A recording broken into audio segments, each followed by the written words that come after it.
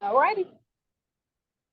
All right, so we were joined from Meridian by the weekday morning meteorologist for WTOK 11 there in Meridian, Avaionia Smith, native of Meridian High School, graduate of Jackson State University, and now a proud Black female meteorologist and huge advocate for getting Black females and females in STEM. I've got a room full here with me at Velma Jackson High School. We're recording this for all of our computer science engineering classes in Madison County schools, the middle schools and the high schools, and for our YouTube channel. So thank you so much for taking some time for us today.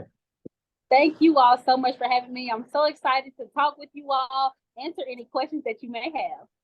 Yeah. Now, before we get into what you do every day and what meteorologists do, graduate of Meridian High School, right down the way, 2017, and graduate of Jackson State University, which obviously we all know is HBCU, but a lot of people don't know it's one of the top meteorology programs in the United States.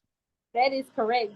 They are, and most of the people that you see come out of Jackson State, they go into more operational, so National Weather Service side of meteorology. But I decided to take the broadcast route, and so glad that I did. But Jackson State definitely helped me pave the way to be able to broadcast or get any opportunity that I had in meteorology.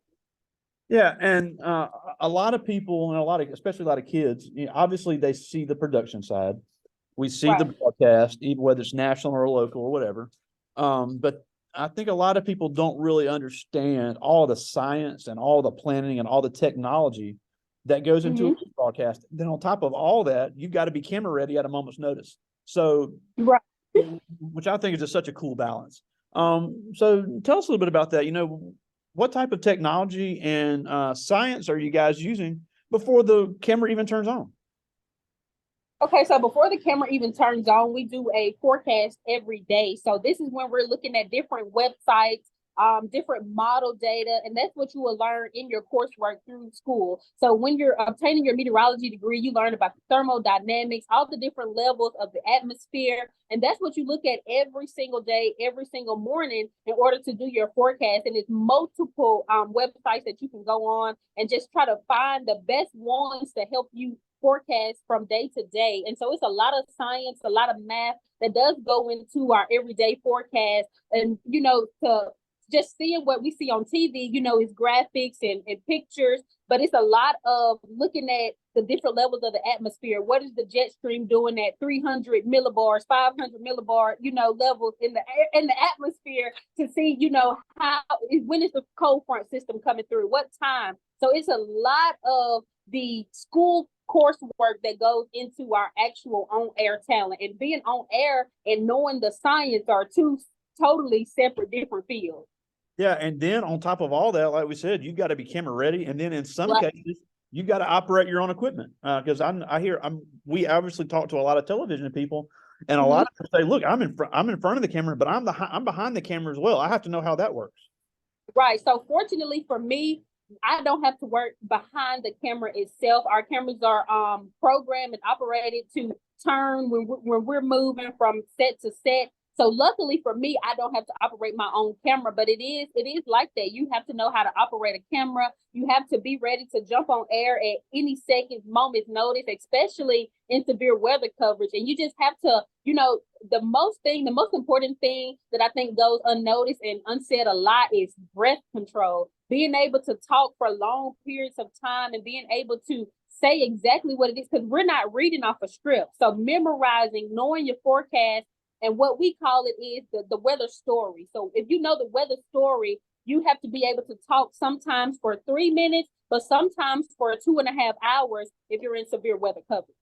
Wow, and that's a great point as well, because obviously when you're getting your degree in meteorology, you're not really focusing on the broadcast side and the speaking side. Right. And even if you are not going to get in on the broadcast side, you still have to be able to speak as a person to explain the weather, because like you said, a lot of people that go through Jackson State, they don't really focus on the broadcast side, but if they're in emergency management, they've got to alert the public, they've got to alert public officials, they've got to tell people what's going on, they have to give warnings, and they have to be able to explain it in a way that a person that is not a weather expert would understand. Right. And then and everybody knows, it's no secret, social media is taking over. So now even you will see the National Weather Service, they make daily broadcasts or daily YouTube posts to give the weather briefing. So you still have to know how to communicate the weather in a way that the community can understand. Because if I tell you about the front and boundary layer, you may not even know what I mean at all. But you have to take it and explain it in a way that everybody can get to make sure that we all stay safe. Yeah, and now I'm sure especially the females will wonder, like, how long does it take to get camera ready in the morning? I know there's at least a little bit of makeup involved. And you've got to, you can't just pick something up off the floor and say, I'm wearing this to work today. Right.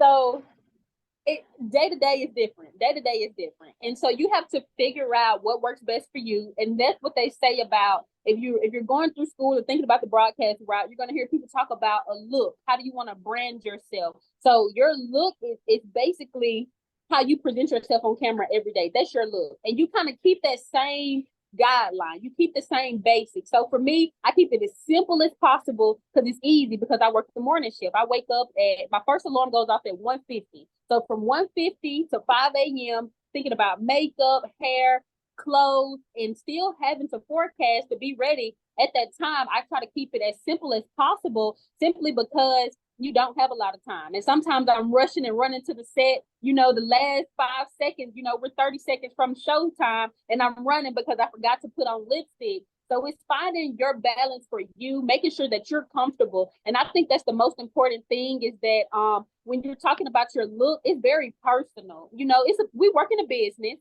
but when you're talking about your own camera presence, it's personal because you have to look at yourself. When you're in that room or in front of the camera, you can't see the people who are watching you. You see a camera and maybe your co-anchor in the room with you. So when you're looking at yourself, just make sure that you're comfortable, you're happy, because when you look good, you do good. So just making sure that however that you present yourself on air, you come as that every day and you try to keep that consistent look for you. But as long as you're happy, then I think that it's easy to get up and put on your makeup every day or get up and get dressed every morning. And honestly, before I started working here, I was never the hair and makeup and dressy clothes type girl. So I'm more sweatpants. So, that's why I say do what makes you comfortable. It make it a lot easier.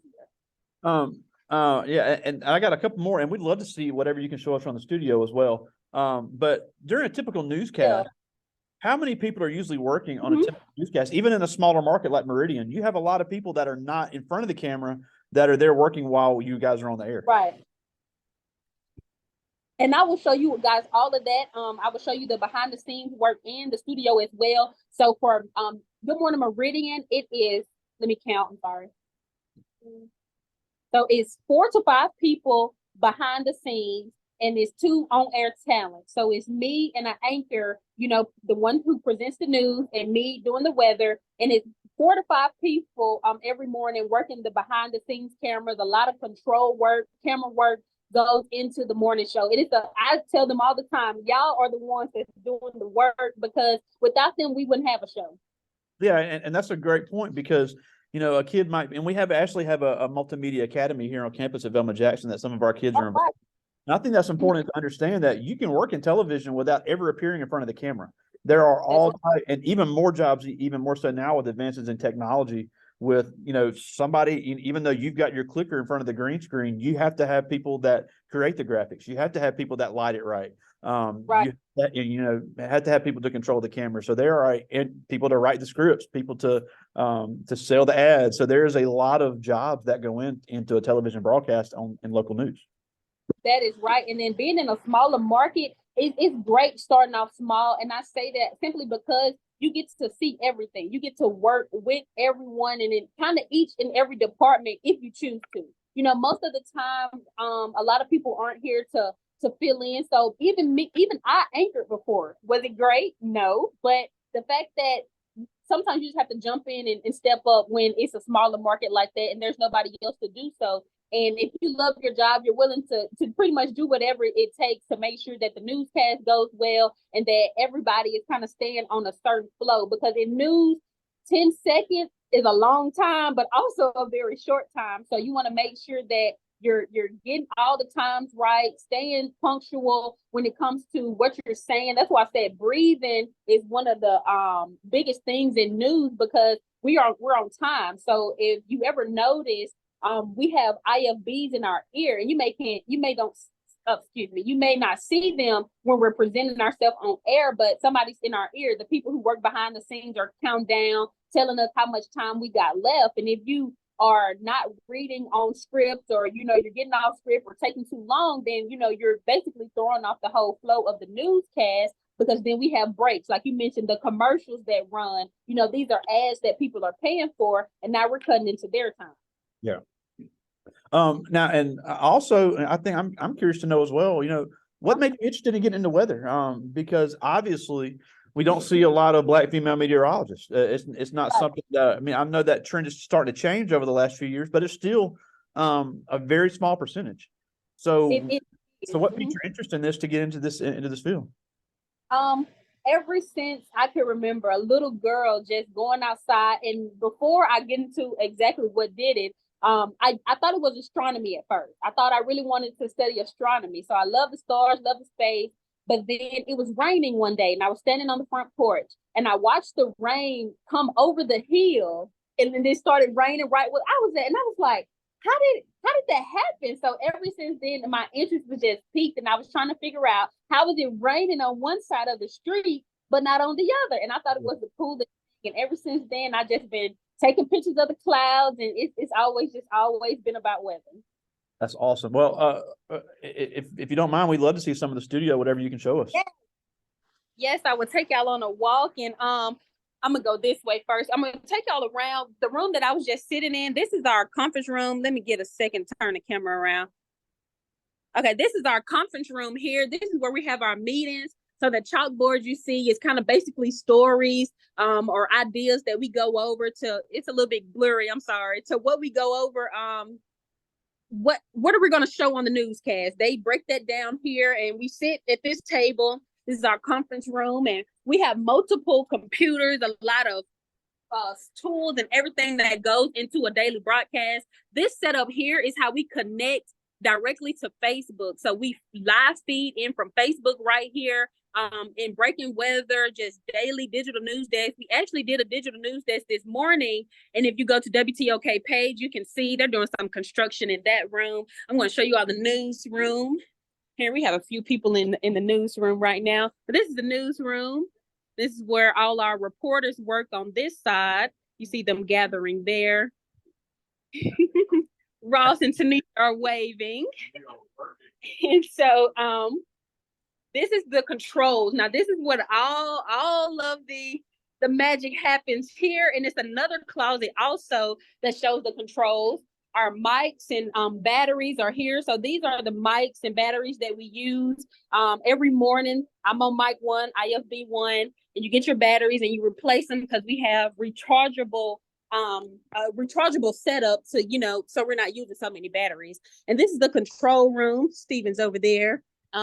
I'm talking to Velma Jackson School and their STEM program, just showing them the studio and all about meteorology. So this is where really all the magic happens here behind scenes. I'm going to come around so y'all can see Steven waving there. And so this is what the setup looks like. I can't tell you too much about back here, because I promise you it's way above my head, but they deal with a lot. They run all the commercials, and they run the cameras, and everything that you see that goes into the newscast. They are the ones back here that makes it happen. I tell them all the time. So that is the control room. And then we're coming to our brand new studio. Now, we've been in the studio a couple months now, and this was the old green wall that we were working on during construction. And I'm gonna swing it over this way so y'all can see the studio. Try to do a slow pan. I'm gonna show y'all my favorite room and my favorite part of the newsroom in just a minute. And we're going to go back around. So this is where we do our main weather hits in the morning. Well, for me in the morning. And this is our BAM wall. So we have 2 monitors here. I think it's 9 monitors put together. So you'll see some closing shots on this side with me and the anchor during the morning shows. But this is where really all the magic happens for me in the weather center. I'm going to step back so y'all can see the whole maternity too. So this is our new weather center that we have. This is the desk that we present at, and the camera that we face. So you see all the cameras are standalone cameras. They turn to point to which direction. Let's say if we're on the desk or on the green wall, the camera itself can rotate to pick us up. So this is where we do all our work on these multiple computers. We have sky cams here to give a look outside, Johnson Dodge to show the traffic, and this is the main weather monitor that we use in order to set up our shows. So when we're talking about setting up our shows, it's graphic based. So we use WSI, and we have a lot of great graphics that we can download and use. Let me go to my library so I'm not messing up anybody's stuff, just to kind of show y'all what I do day to day, or how do I present a weather forecast. And you would just go into it. I have multiple tabs to keep myself organized. That's the biggest thing, is organization, because you do have so many tabs that you can use. And basically you just click on them, and to click it on, you hit the small little checkbox here, but it'll show you when I say multiple different graphics that you can use in order to show a day-to-day forecast. And these are the monitors that we use to forecast itself. And we work on these two computers here to put in our forecast or look at all the information that we need before we move over to the graphics to build our show every day. And Deidre, do you want to say hello? Here is our chief meteorologist right there. She's working. We're going to get out her workspace. But I'm going to show you all my favorite part of the studio. And this is another set that we have. So if you ever watch the morning show, this is where you see me and Lindsay sitting in the morning to start off Good Morning Meridian, the second hour. And this is my favorite space of it all. And this is because it's mirrors. But the above the mirrors, it says objects in the mirror are stronger than they appear. And I just love that, because every morning sometimes you need a little bit of motivation when you're getting up so early in the morning or trying to work. That's Thomas, y'all just seen, when you're trying to work in this field, because sometimes it gets hard. You hear a lot of negative comments. People are not so nice, and it takes a lot to continue on sometimes when you're dealing with comments from people that you know are not true about yourself.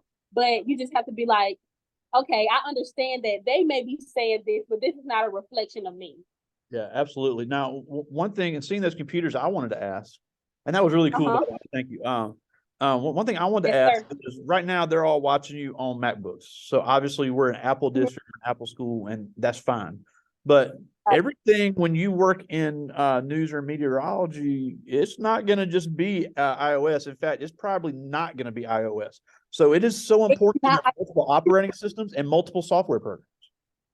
Yes, that is true. That is another very key important part, is being diverse across every type of platform, because when you're working in the news, most of the time you're not working in Mac at all. You can't bring any of your personal items into the workspace. So you definitely have to know how to use a Dell laptop, a Windows laptop, just being versed in all of that. And it's simple. You catch on very quickly, but you're not going to be able to use your personal items when you are at work. It's all your login at work, and that's it. You know, you can take your work home, but you can't bring your home to work. So it's definitely important to know how to use other devices. Absolutely. Well, I do have some questions from the students, and I'll get to as many of these as I can. This first one is Justin Clerk. He's a senior.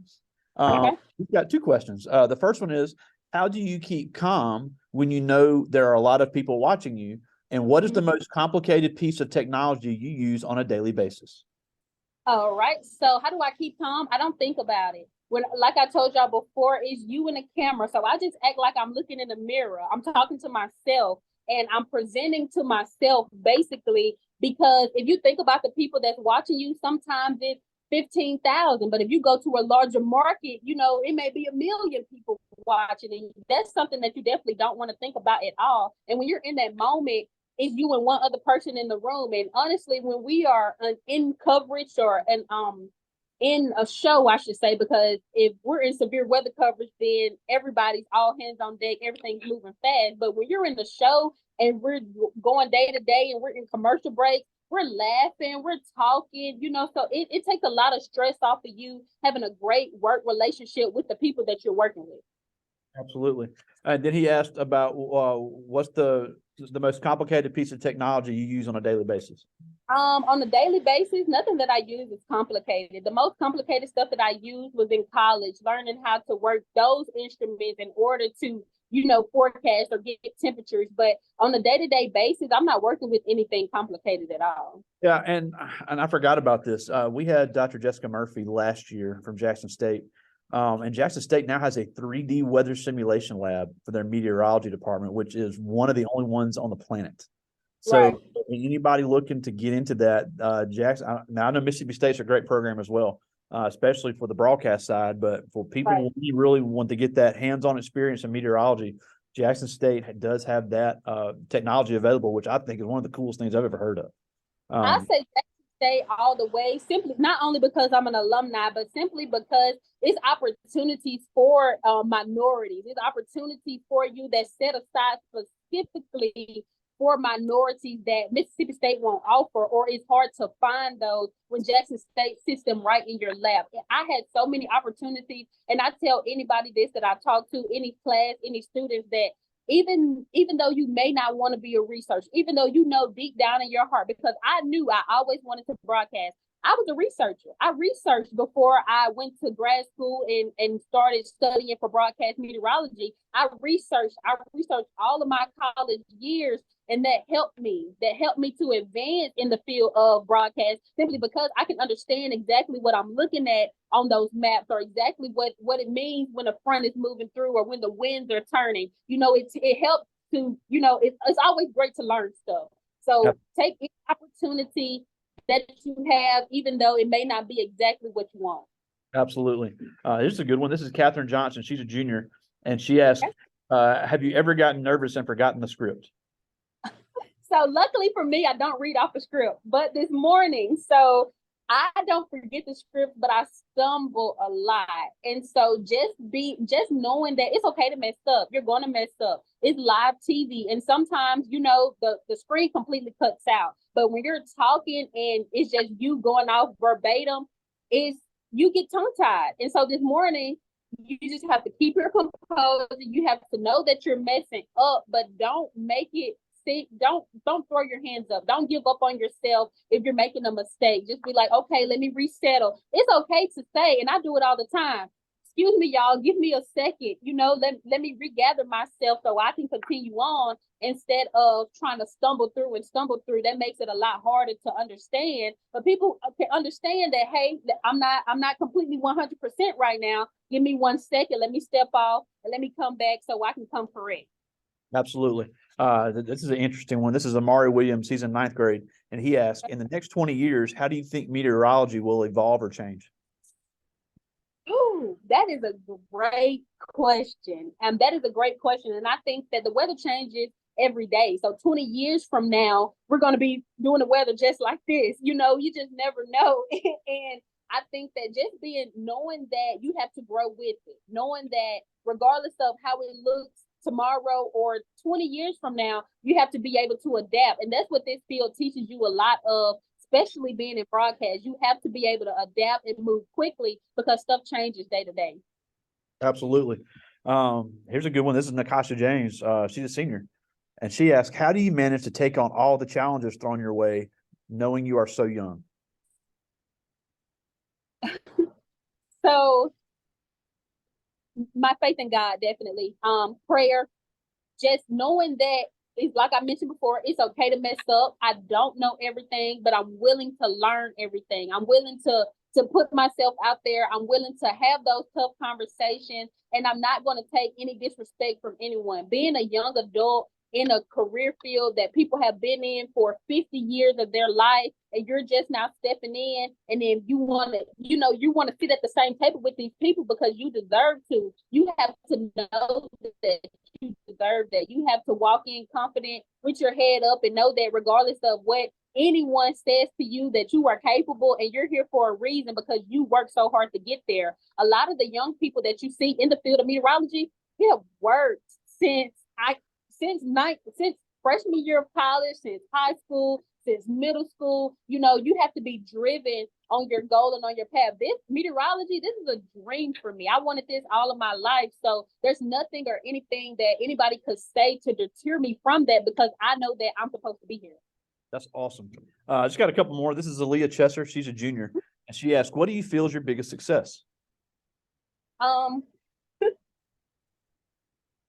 feel, oh, that's a good question.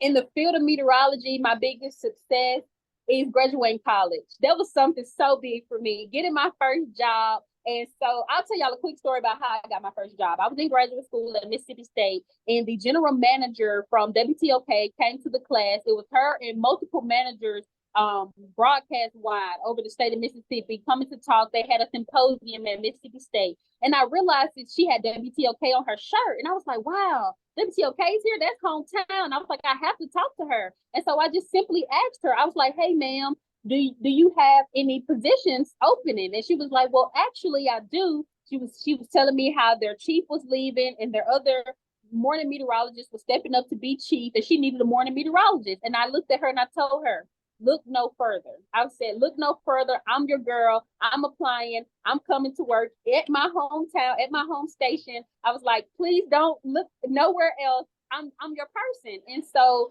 just being confident, stepping up, knowing that you got this. That's awesome. So, yeah, and that's a great segue into this question, because this is Layla Young. She's a senior, and she asks, how do you manage to stay confident in front of a camera?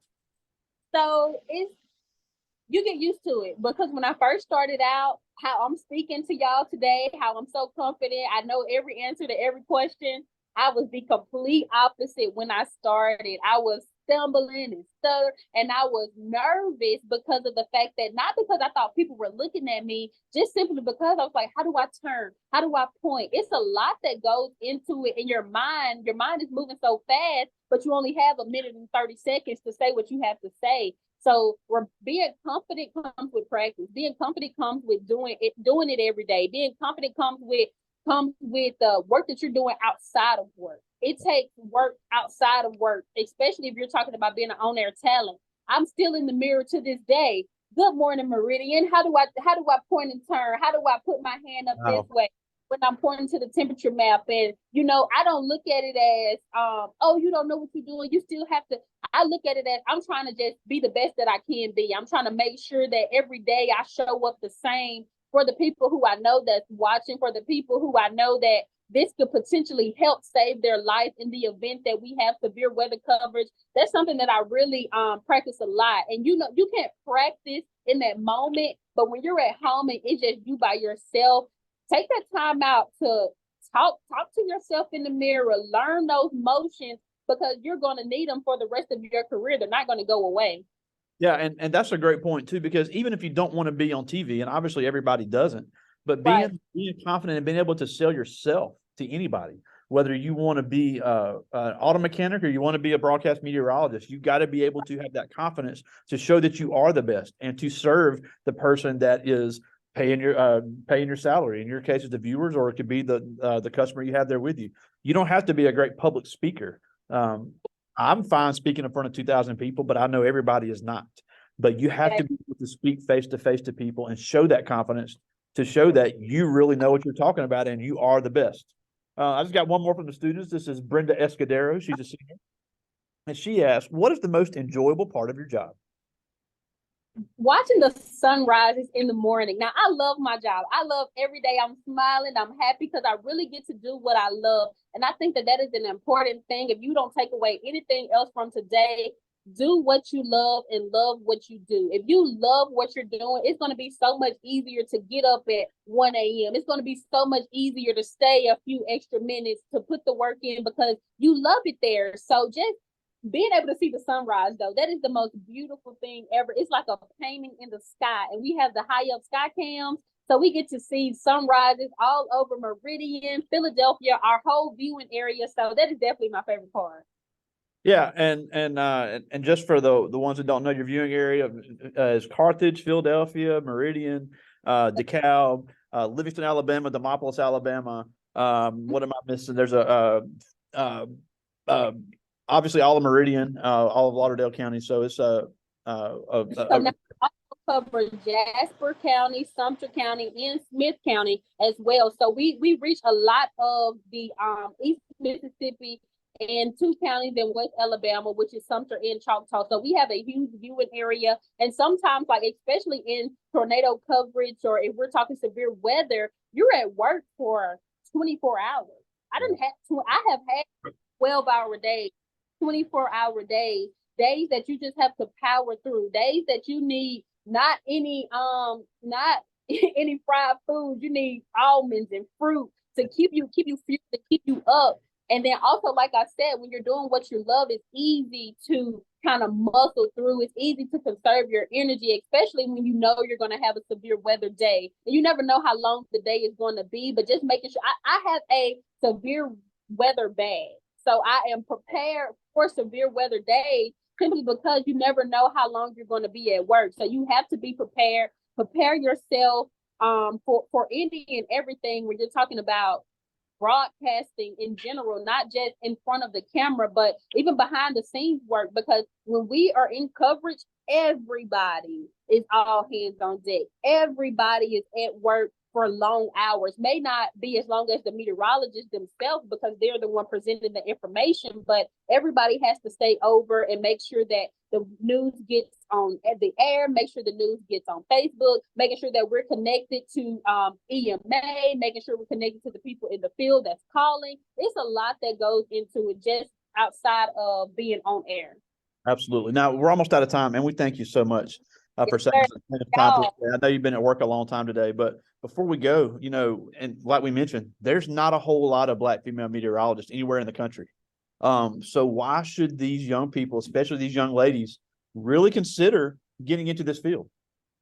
You should consider it simply because we need representation.